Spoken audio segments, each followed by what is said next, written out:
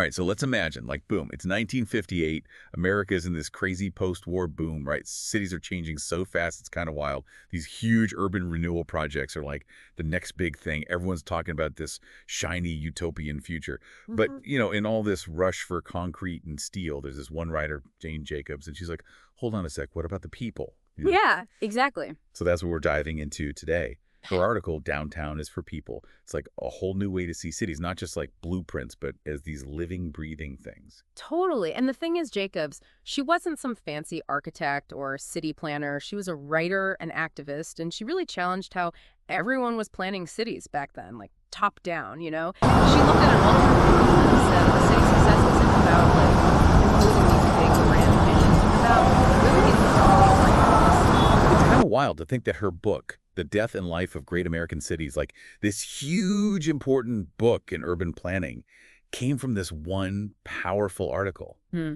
So what was she criticizing? Like, what was happening in those cities back then that just didn't sit right with her? So she was really critical of how urban renewal often just prioritized like these huge architectural statements and kind of forgot about the people who actually lived and worked in those spaces. Imagine like these big open plazas, but they're like empty, no energy, no life. She saw that and it was just sterile and uninviting to her. Yeah, I get it. It's like designing this amazing stage, but then forgetting to, actually have a play. But she didn't just criticize, right? She had a different vision. Oh, absolutely. She was like, cities are for people, not buildings. Streets, to her, weren't just for cars. They were like the lifeblood of a city.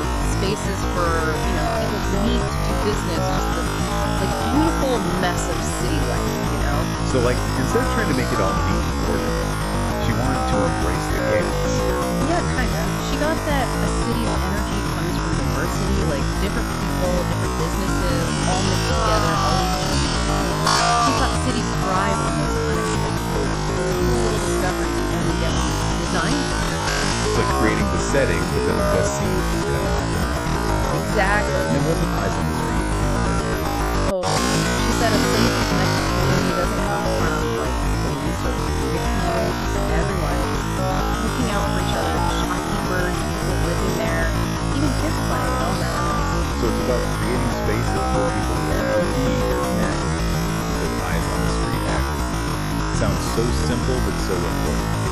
Totally. And that was Jane Jacobs. She could take these everyday things, sidewalks, businesses on the street, and show you why they matter, how they all fit together to make the city more vibrant and alive. She wasn't talking about baseball games. That was like a perfect example. Oh, Maiden Lane. Yeah, she loved that place. It was just this like forgotten alleyway before, and then it totally transformed into this lively pedestrian street. I love those stories of, like, a space meant for one thing turning into something completely different and amazing. It's like she was all about finding the hidden potential in what's already there, like adapting and reusing. Totally. She was really into keeping those older buildings and making them part of the modern city. She'd say they often had those one-of-a-kind businesses that give a street its personality. And, like, they're usually more affordable, so you get a mix of people and businesses, not just, like, the same expensive stuff everywhere. Yeah, like those cookie cutter places, you've seen one, you've seen them all. It's the little imperfections, the surprises that make a city interesting. Exactly. And that all connects to her thing about observation. Jacobs was like, you can't just look at a map and think you know a city. You got to walk around, experience it, see how people actually use it.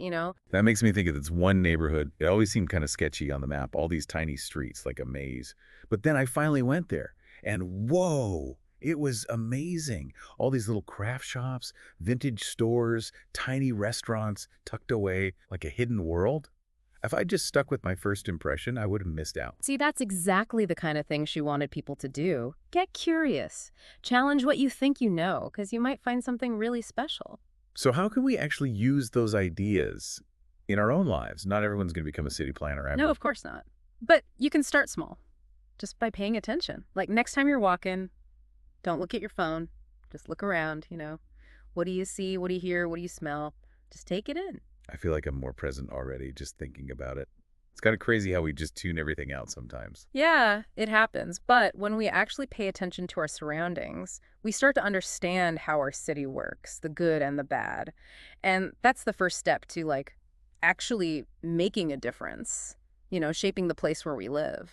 It's like we see what we want to see, right?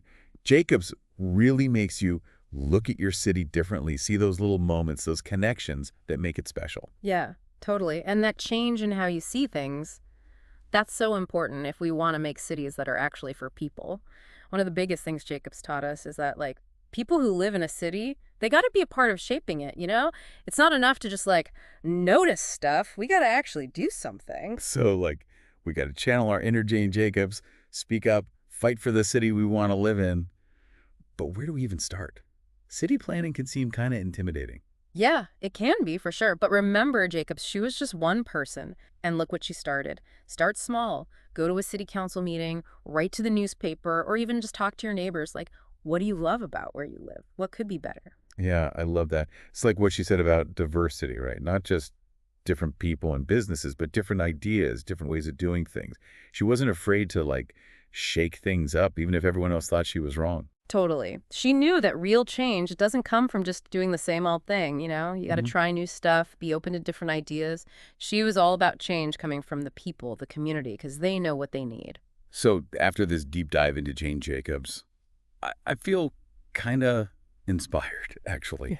She reminds us that cities aren't these, like, finished things. They're always changing, and everyone plays a part. Absolutely. If we pay attention, get involved in our communities, and never forget about the people, we can help create cities that aren't just like practical, but also joyful, vibrant, full of life. It's about looking past the maps and the plans and seeing the beauty in the everyday human silence. Cities aren't about concrete and steel. They're about the connection we make, the stories we share.